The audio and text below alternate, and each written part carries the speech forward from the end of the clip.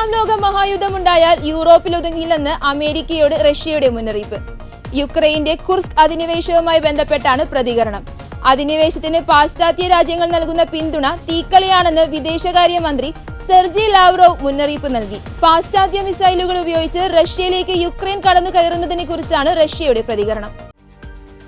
August 6-നാണ് റഷ്യയുടെ പടിഞ്ഞാറൻ Kursk മേഖലയിലേക്ക് യുക്രൈൻ കടന്നു കയറിയത്. രണ്ടാം ലോക മഹായുദ്ധത്തിന് ശേഷം റഷ്യയിൽ നടന്ന ഏറ്റവും വലിയ വിദേശ ആക്രമണമാണിത്. തക്കതായ പ്രതികരണം റഷ്യയുടെ ഭാഗത്തുനിന്ന് ഉണ്ടാകുമെന്നാണ് പ്രസിഡന്റ് വ്ളാഡിമിർ പുടിൻ മുന്നറിയിപ്പ് നൽകിയത്. യുക്രൈൻ ആയുധങ്ങൾ നൽകിക്കൊണ്ട് പാശ്ചാത്യ രാജ്യങ്ങൾ പ്രശ്നങ്ങൾ ചോദിച്ചു വാങ്ങുകയാണെന്ന് റഷ്യൻ വിദേശകാര്യമന്ത്രി സെർജി ലാവ്റോവ് പ്രതികരിച്ചു. 2022-ൽ യുക്രൈനിൽ ആക്രമണം തുടങ്ങിയതു മുതൽ ആണവ ശക്തികൾ ഉൾപ്പെടുന്ന വിശാലമായ യുദ്ധത്തിന്റെ അപകട സാധ്യതയെക്കുറിച്ച് റഷ്യ പറയുന്നുണ്ട്.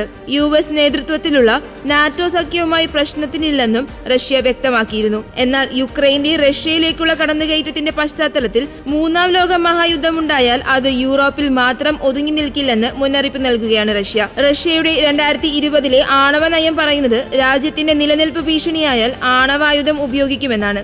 ബ്രിട്ടീഷ് ടാങ്കുകളും US റോക്കറ്റ് സംവിധാനങ്ങളും ഉൾപ്പെടെയുള്ള പാശ്ചാത്യ ആയുധങ്ങൾ യുക്രൈൻ കുർസ്കിൽ ഉപയോഗിച്ചതായി റഷ്യ ആരോപിച്ചു. കുർസ്കിൽ പാലങ്ങൾ തകർക്കാൻ അമേരിക്കയുടെ മിസൈലുകൾ ഉപയോഗിച്ചതായി യുക്രൈൻ തന്നെ സമ്മതിച്ചതായും റഷ്യ ആരോപിച്ചു. എന്നാൽ യുക്രൈന്റെ കുർസ്ക് പദ്ധതികളെക്കുറിച്ച് അറിവില്ലായിരുന്നുവെന്നും ഈ ഓപ്പറേഷനിൽ തങ്ങൾ പങ്കെടുത്തിട്ടില്ലെന്നുമാണ് അമേരിക്കയുടെ വിശദീകരണം.